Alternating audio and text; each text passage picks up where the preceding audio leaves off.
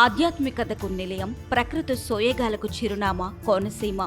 ఈ పవిత్ర నేలలో ప్రతి క్షేత్రానికి ఒక విశిష్టత ఉంది. అలాంటి అపురూపమైన దేవాలయాల్లో ఒకటి డాక్టర్ బిఆర్ అంబేద్కర్ కోనసీమ జిల్లా ర్యాలీ గ్రామంలో వెలిసిన శ్రీ జగన్మోహిని కేశవ స్వామి దేవస్థానం. ప్రపంచంలోనే అరుదైన ద్విముఖ విగ్రహంతో భక్తులను విశేషంగా ఆకట్టుకుంటున్న ఈ ఆలయ విశేషాలు ఇప్పుడు తెలుసుకుందాం.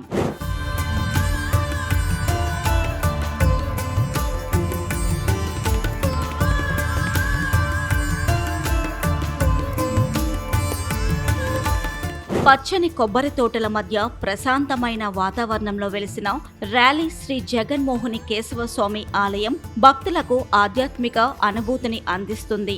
ఈ ఆలయంలోని మూల విరాట్ ప్రపంచంలోనే అత్యంత విశిష్టమైనదిగా గుర్తింపు పొందింది. ఒకే శాలిగ్రామ శిలపై చెక్కబడిన ఈ విగ్రహం ముందు వైపు చూస్తే శంకు, చక్ర, గదాధారి శ్రీ మహావిష్ణువుగా దర్శనమిస్తే వెనుక వైపు చూస్తే జగన్మోహిని రూపంలో కనువిందు చేస్తుంది. ఈ ద్విముఖ విగ్రహం భారతదేశంలోనే కాక ప్రపంచంలో ఎక్కడ కనిపించదని ఆలయ పండితులు చెబుతున్నారు.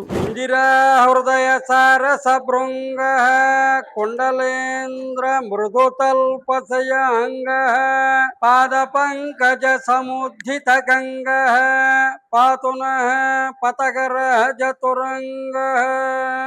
దేవతలకు రాక్షసులకు అమృతం పంచిపెట్టి శ్రీ మహావిష్ణువు మోహిని ఆకారంలో రథం ఎక్కి వస్తుండగా ఈ ఉభయ గోదావరులు వశిష్ఠ, గౌతమి ఈ రెండు నదుల మధ్య ప్రాంతానికి వచ్చేసరికి రథచక్రానికి ఉండేటువంటి శీల రాలిపోయింటండి. ఏమిటి రథచక్రానికి ఉండేటువంటి శీల రాలిపోయిందని చెప్పి వెనుదిరిగి చూసేసరికి శివుడు మోహింపబడి వస్తున్నట్టండి. జగన్మోహిని ఆకారాన్ని చూసి మన యొక్క నిజస్వరూపాన్ని చూపిస్తేనే కానీ శివుడు ఆగేటట్టుగా లేడని చెప్పి ఎదుట పురుష రూపంతో వెనుక జగన్మోహిని ఆకారంతో ఈయన జగన్మోహిని కేశవస్వామి కింద ఆయన అవతరించారు. ఇదంతా విష్ణుమాయ. ఈ విష్ణుమాయలో పడి మనం ఇంతవరకు వచ్చేసామని చెప్పి ఆయన ఉమా కమండలేశ్వర స్వామి కింద ఈ దేవాలయానికి ఎదురుగుండా అవతరించారు. రథచక్రానికి ఉండేటువంటి శీల రాలిపోవడం వల్ల రాలి అనేటువంటి పేరు వచ్చిందండి ఈ గ్రామానికి. పూర్వం రత్నాపురం అనే పేరుతో పిలువబడేటండి ఈ గ్రామం. 11వ శతాబ్దంలో రాజరాజ నరేంద్రుని సమయంలో ఆలయ నిర్మాణం జరిగిందండి. స్వామి అంతకు ముందు ఇంకా పురాతనం అన్నమాట.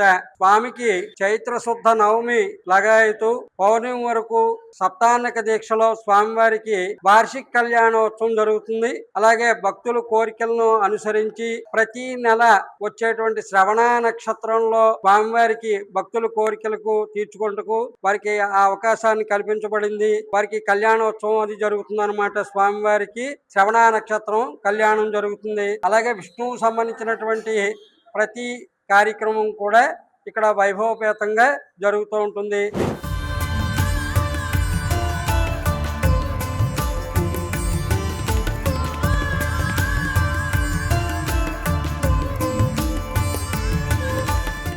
ఈ క్షేత్రానికి మరో ప్రత్యేకత కూడా ఉంది. స్వామివారి పాద పద్మాల నుంచి నిరంతరం నీరు జాలువారుతూనే ఉంటుంది. ఈ జలధార ఎక్కడి నుంచి వస్తుందో ఇప్పటికీ అంతుచిక్కని దైవిక రహస్యంగా మిగిలిపోయింది.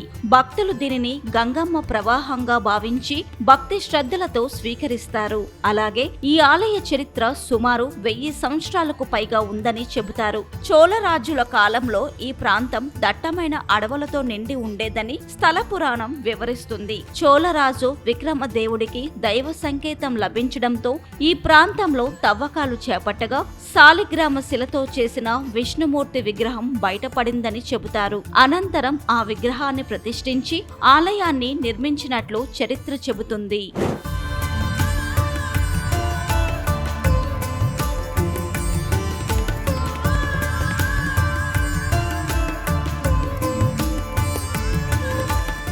జగన్మోహిని అవతారానికి హిందూ పురాణాల్లో విశేష ప్రాధాన్యం ఉంది.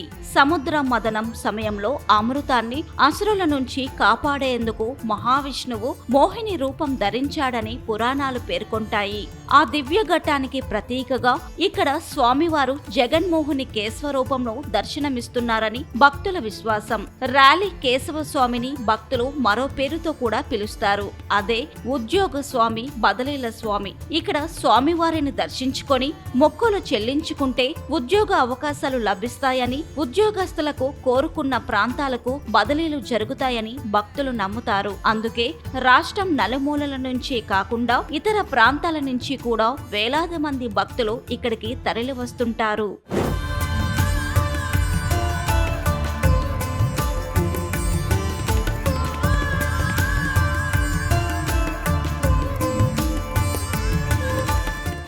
అద్భుతమైన శిల్పకళ, అపూర్వమైన ద్విముఖ విగ్రహం, పాదాల నుంచి జాలువారే పవిత్ర జలధార ఇవన్నీ ర్యాలీ క్షేత్రాన్ని మరింత ప్రత్యేకంగా నిలబెడుతున్నాయి. ముఖ్యంగా కార్తీక మాసం ముక్కోటి ఏకాదశి వేళల్లో ఈ ఆలయం భక్తజన సందోహంతో కలకలలాడుతుంది.